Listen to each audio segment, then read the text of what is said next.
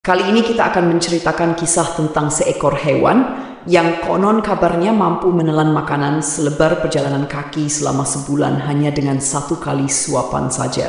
Hewan ini juga ada dalam 2 kisah Nabi di zaman yang berbeda dengan selisih waktu sekitar 100 tahun. Dalam video kali ini kita akan membahas legenda ikan raksasa dalam Al-Quran. Assalamualaikum warahmatullahi wabarakatuh. Pemirsa YouTube yang dimuliakan Allah, semoga kita selalu dalam keadaan sehat walafiat. Amin ya robbal alamin. Berbicara tentang ikan raksasa yang disebut ikan Nun, pembahasan ini tak akan terlepas dari kisah seorang nabi bernama Nabi Yunus alaihissalam. Kisah tentang Nabi Yunus dan ikan Nun termuat dalam Al-Quran yang tersebar di beberapa surat, yaitu surat Yunus, Al-Anbiya, As-Safat, dan Al-Qalam. Di video ini akan diceritakan 2 kisah tentang ikan raksasa Nun ini. Yang pertama adalah ketika ikan Nun hidup di zaman Nabi Yunus alaihissalam, dan yang kedua ikan Nun yang sama muncul di zaman Nabi Sulaiman alaihissalam. Sekarang kita akan mengisahkan tentang ikan Nun yang hidup di zaman Nabi Yunus alaihissalam. Kisahnya begini, teman-teman. Nabi Yunus memiliki ayah bernama Amitai atau yang lebih dikenal sebagai Mata, sehingga nasabnya adalah Yunus bin Mata, dan ibunya bernama Rifka. Nabi Yunus atau dalam bahasa Ibraninya dikenal dengan nama Yonah yang memiliki arti merpati. Di dalam Al-Quran, nama Yunus disebutkan sebanyak 4 kali dan sekali disebutkan dengan julukan Zunun dalam bahasa Arab yang berarti yang dari perut ikan. Terdapat beberapa perbedaan pendapat mengenai abad berapa Nabi Yunus hidup. Ada yang mengatakan abad ke-7 sebelum Masehi, ada pula yang mengatakan ke-8 atau ke-9 sebelum Masehi. Namun, tercatat dalam sejarah bahwa Nabi Yunus adalah seorang nabi dari kerajaan Israel atau Samaria pada sekitar abad ke-8 sebelum Masehi dan hidup pada masa kekuasaan Raja Samaria, Yerobeam bin Yoas. Beliau disebutkan berasal dari Palestina yang saat itu dikenal sebagai negeri Syam. Nabi Yunus diutus setelah masa Nabi Ilyas dan Ilyasa berakhir, dan uniknya lokasi dakwah beliau bukanlah di tanah kelahirannya melainkan di tempat yang jauh dari Syam atau Palestina. Nabi Yunus diutus oleh Allah Subhanahu wa Ta'ala kepada kaum yang bernama Ninawa, yang juga dikenal sebagai Niniwe. Kaum Ninawa ini berada di daerah Mosul yang saat ini terletak di Irak. Ini berarti Nabi Yunus adalah seorang pendatang di negeri Ninawa tersebut. Pada masa itu di negeri Ninawa terdapat sebuah kebudayaan atau tradisi turun-temurun, yaitu menyembah patung-patung atau berhala, sehingga mereka kufur dengan menyembah berhala. Oleh karena itu, diutuslah Nabi Yunus yang datang dari Syam ke Irak untuk mendakwahi penduduk Ninawa agar mereka bertauhid dan hanya menyembah Allah Subhanahu wa Ta'ala. Berhari-hari, berbulan-bulan, dan bahkan bertahun-tahun Nabi Yunus mendakwahi mereka. Namun penduduk Ninawa tetap enggan meninggalkan berhala-berhala mereka. Alasan mengapa penduduk Ninawa tidak mau meninggalkan berhala adalah karena mereka telah menyembah berhala selama puluhan bahkan ratusan tahun tanpa ada azab yang menimpa mereka, seperti yang terjadi pada kaum-kaum terdahulu. Padahal mereka telah mendengar kisah kaum terdahulu yang dibinasakan oleh Allah Subhanahu wa Ta'ala karena menyembah berhala. Mereka menyadari bahwa apa yang mereka lakukan adalah salah, namun mereka justru menunggu azab datang terlebih dahulu sebelum bertobat.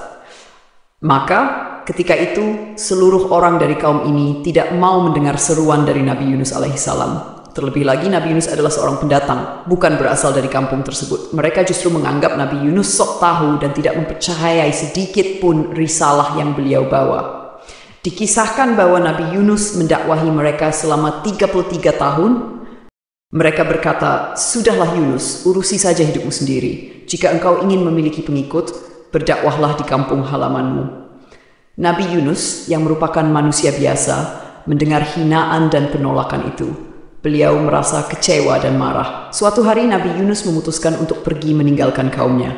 Saat itu Yunus pergi dalam keadaan hati yang kecewa dan marah. Beliau berjalan menuju sebuah dermaga dan meminta izin untuk menumpang di sebuah kapal, meskipun kapal tersebut sebenarnya sudah kelebihan muatan. Namun, nakoda kapal tetap mengizinkan Nabi Yunus untuk ikut serta. Dan ingatlah kisah Zunun atau Yunus ketika dia pergi dalam keadaan marah. Lalu dia menyangka bahwa kami tidak akan menyulitkannya. Maka dia berdoa dalam keadaan yang sangat gelap. Tidak ada Tuhan selain Engkau, Maha Suci Engkau. Sungguh, aku termasuk orang-orang yang zalim. Tak lama berselang setelah kepergian Nabi Yunus alaihissalam, tiba-tiba tanda-tanda azab Allah Subhanahu wa Ta'ala pun muncul kepada kaum Ninawa yang beliau tinggalkan. Langit berubah menjadi merah, seolah-olah seperti kobaran api yang membara. Orang-orang Ninawa pun menjadi ketakutan dan baru menyadari kebenaran peringatan Nabi Yunus alaihissalam. Namun, saat itu Nabi Yunus telah meninggalkan mereka. Mereka pun bingung harus meminta tolong kepada siapa.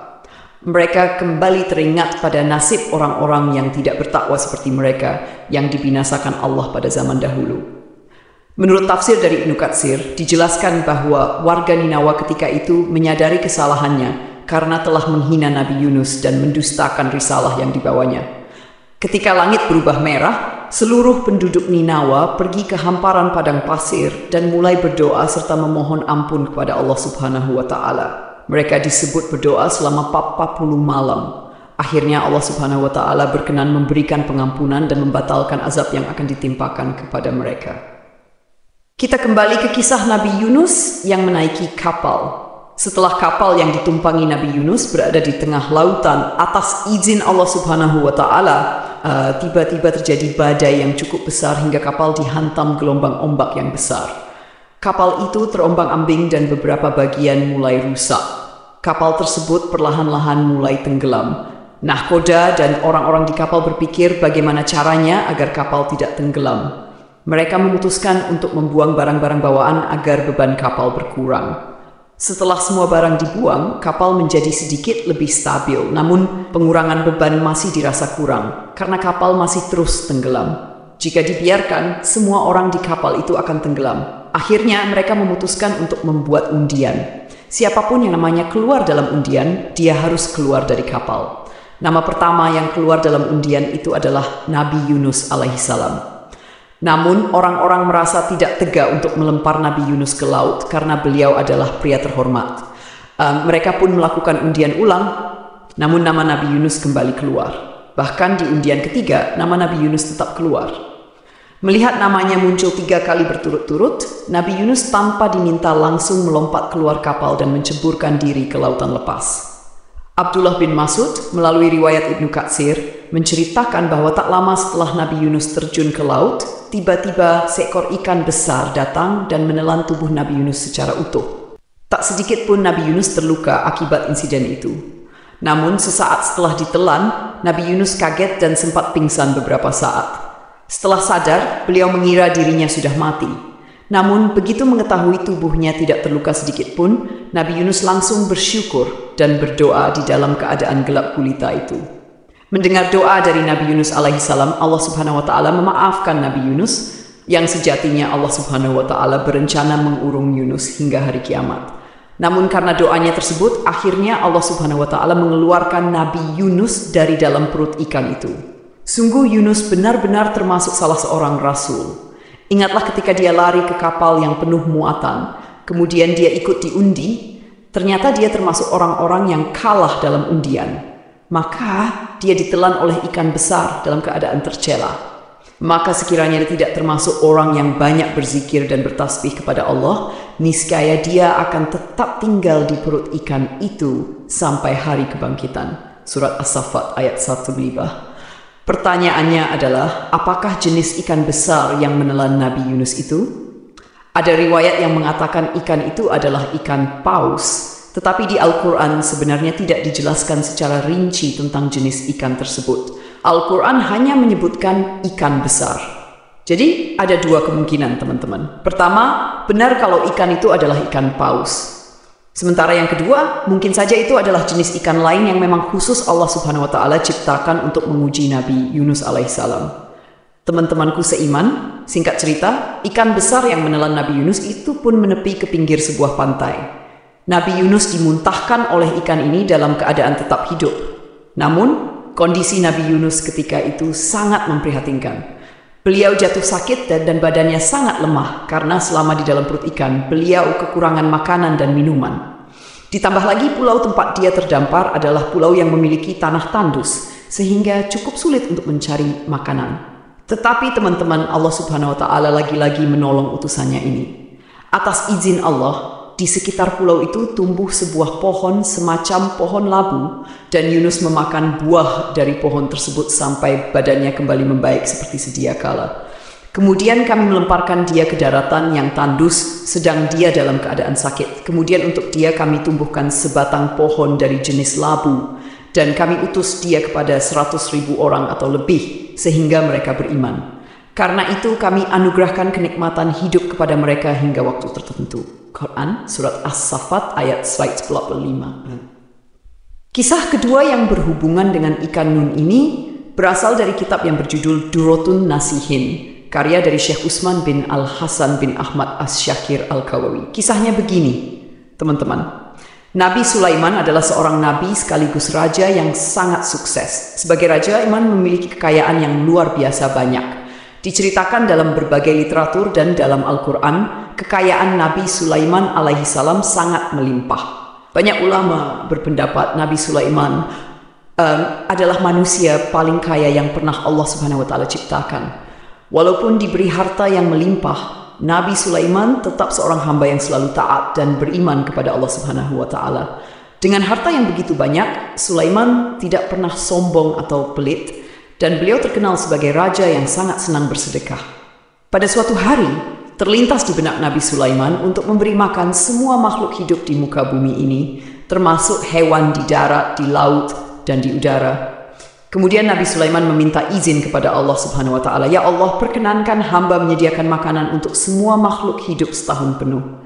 Allah Subhanahu wa Ta'ala berfirman, "Sungguh engkau tidak akan sanggup." Kemudian Nabi Sulaiman kembali berkata, "Kalau begitu, izinkan hamba menyediakannya dalam jangka waktu 1 hari saja." Allah Subhanahu wa Ta'ala mengabulkan permintaan Nabi Sulaiman. Lalu beliau mulai mempersiapkan makanan dalam jumlah yang sangat banyak. Diceritakan, Nabi Sulaiman memerintahkan bala tentaranya yang terdiri dari manusia, jin, dan burung untuk mengumpulkan berbagai macam makanan dari penjuru negeri. Setelah makanan terkumpul, Nabi Sulaiman mengundang semua makhluk hidup untuk datang dan makan sepuasnya. Tak lama kemudian datanglah seekor ikan besar dari lautan. Ikan itu berkata, "Wahai Nabi Allah Sulaiman, apakah engkau akan memberi makan seluruh makhluk atau hanya sebagian?" Nabi Sulaiman menjawab, "Aku akan memberi makan semuanya." Maka ikan besar itu mendekati hidangan yang telah disiapkan, dan dalam sekejap ikan tersebut melahap seluruh makanan yang ada di sana sampai habis. Melihat hal itu, Nabi Sulaiman pun tertegun dan kagum. Ikan besar itu kemudian berkata, "Wahai Nabi Allah Sulaiman, inilah makanan yang aku butuhkan untuk 1 kali makan saja, sementara engkau berkeinginan memberi makan seluruh makhluk selama 1 hari penuh." Mendengar perkataan ikan besar itu, Nabi Sulaiman menyadari bahwa meskipun dirinya memiliki kekayaan yang melimpah dan kekuasaan yang besar, sesungguhnya hanya Allah Subhanahu wa Ta'ala yang mampu memberi rezeki kepada seluruh makhluknya tanpa batas.